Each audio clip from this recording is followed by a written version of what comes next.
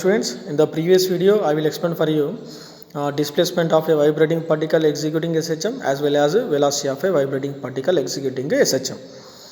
And in this video I am going to explain for you derivation of the acceleration of a particle while executing SHM. See here, in the same way velocity means rate of change in displacement dy by dt, d by dt of y, and rate of change in displacement is velocity. Then what is acceleration? Acceleration means d by dt of v. A is equal to d by dt of v.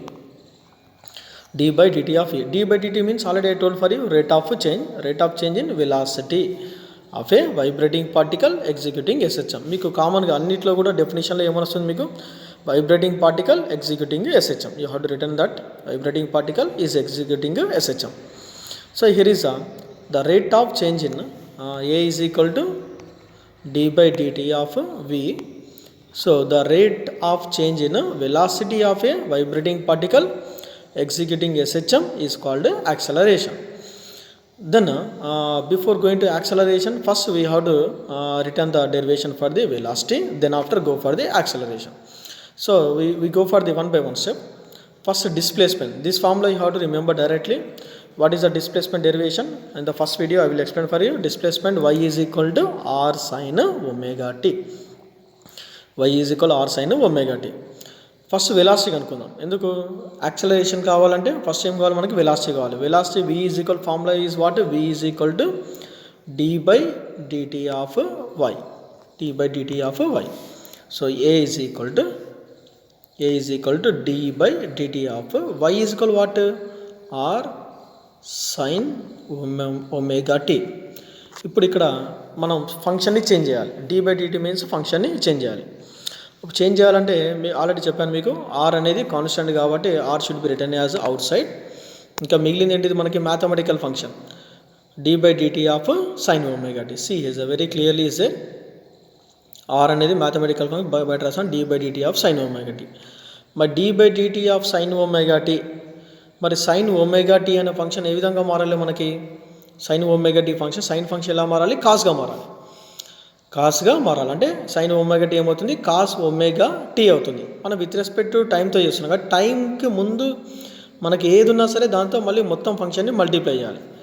ఈ టైంకి ముందు ఏం function ఉంది? ఇక్కడ angular velocity అనే variable ఉంది. ఏది ఉంటే దాంతో మల్టిప్లై. ఇక్కడ మనకి ఒమేగా ఉంది కాబట్టి ఒమేగాతో మల్టిప్లై చేయాలి టోటల్ ఫంక్షన్. ఒమేగా ఇంటూ ఈ సైన్ ఒమేగా టీ ఎలా మారుతుంది మనకి? Cos omega t. సో మనకి ఈ విధంగా మనకి we are getting that velocity is equal to d by dt of displacement. So we are getting the like this r omega cos omega t is the derivation for the velocity. This is one by one. Once again, y is equal to r sin omega t, v is equal to dy by dt, v is equal to d by dt of what is y? Y is equal to r sin omega t.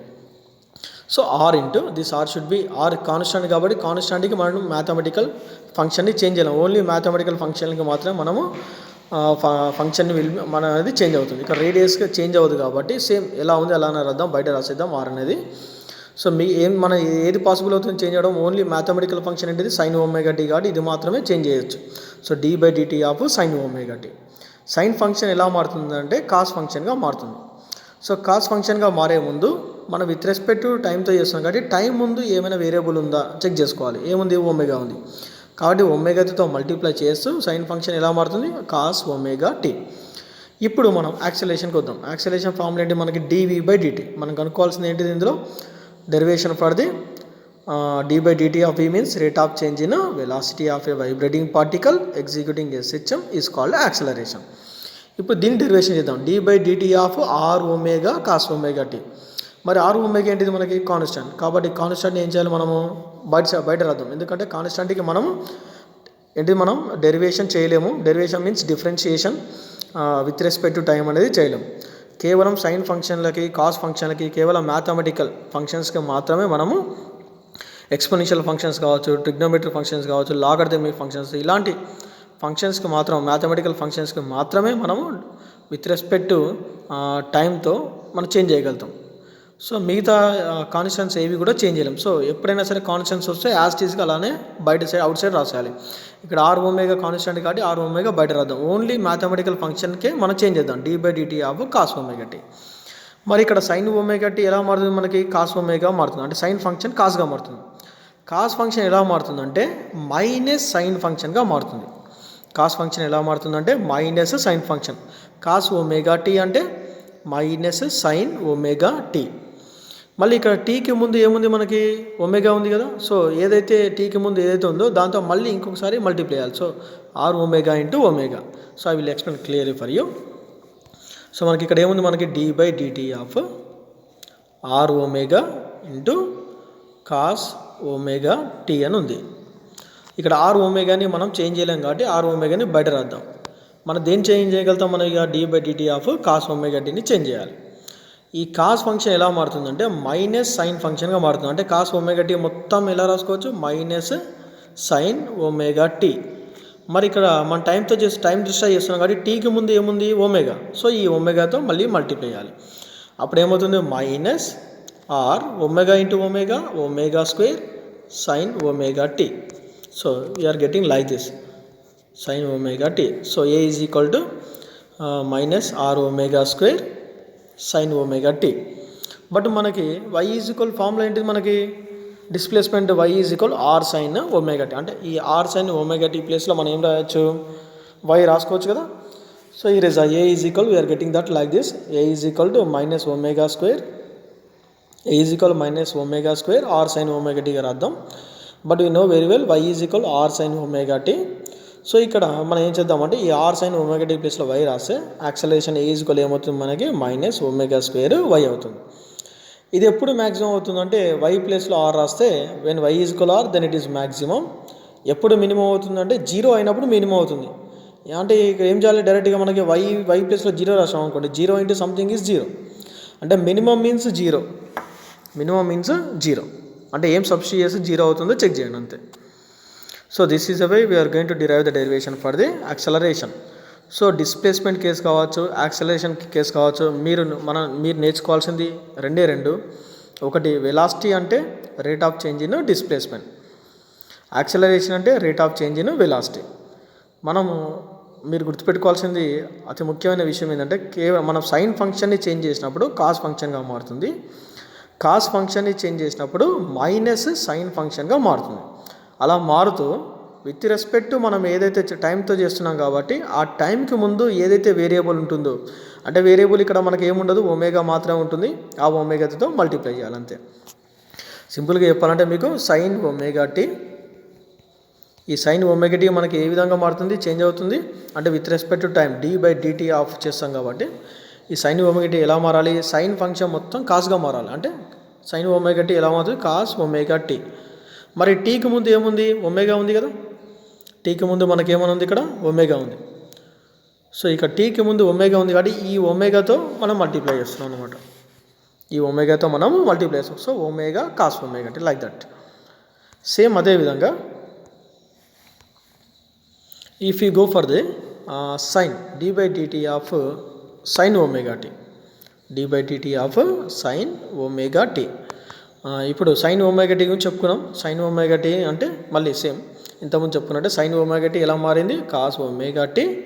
మళ్ళీ టీకి ముందు ఏముంది, మనకి టీకి ముందు ఏముంది, omega కాబట్టి ఈ ఒమేగాతో మల్టిప్లై చేయాలి. So d/dt of sine omega t formula is this is omega cos omega t. You have to remember this one, otherwise sine function కాస్గా మారుతుంది.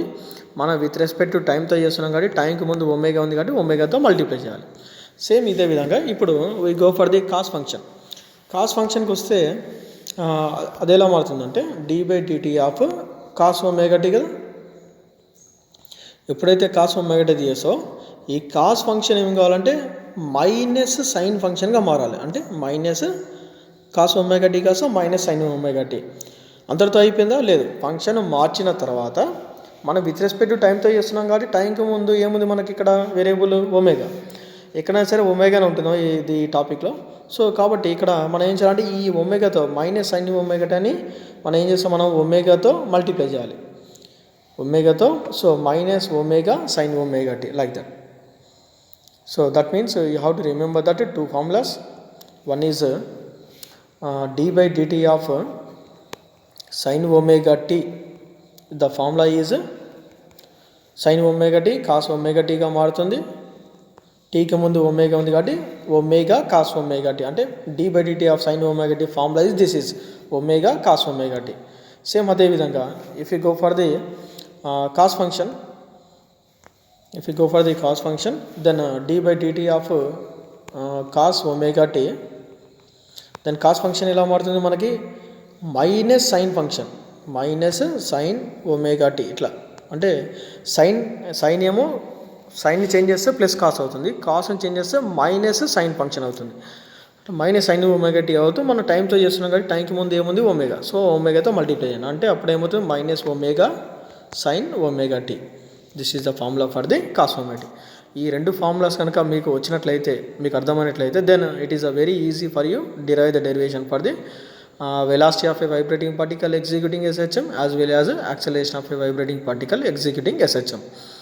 After watching these videos, you must watch the perfectly watch the videos, and also please perfectly practice the derivations of these three: displacement, velocity and acceleration of a vibrating particle executing SHM. Thank you very much students for watching this video.